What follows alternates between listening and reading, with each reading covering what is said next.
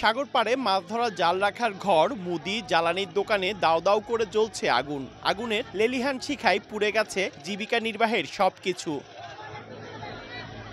রোববার রাত 12:30টায় চট্টগ্রাম নগরীর আকমল আলী ঘাট এলাকায় জেলেদের জাল রাখার ঘর ও পেট্রোল অকটেনের দোকানে আগুন লাগে। মুহূর্তেই আগুন ছড়িয়ে পড়ে আশপাশে থাকা বেশ কয়েকটি মুদি দোকান, নৌকার যন্ত্রপাতির দোকানেও। সিপিজেড ফায়ার সার্ভিসের 2টি ও কেপিজেড ফায়ার সার্ভিসের 1টি ইউনিট প্রায় 4 ঘন্টার চেষ্টায় আগুন নিয়ন্ত্রণে আনে। তবে আগুনের লেলিহান শিখায় পুড়ে ছাই সব। 12টা বাজে আমি হঠাৎ করে ঘুমের থেকে উঠতে দেখতেছি যে মানে ধুমা উঠতেছে। সব জাল, কাশি, ফোলা এগুলো সব জ্বলে গেছে। ঘরের ভিতরে কোনো কিছু নাই, আমি হতর ভিখারি হয়ে গেছি। আমার ছেলে সন্তান বাথরুম হেই করে দেবার না, আমার তো নাই।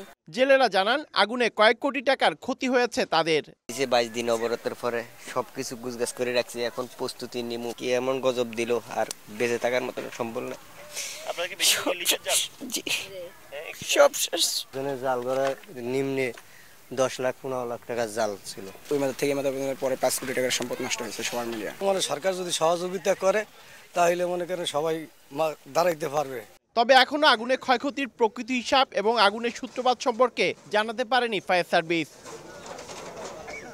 পার্থপ্রতিম বিশ্বাস, সময় সংবাদ, চট্টগ্রাম।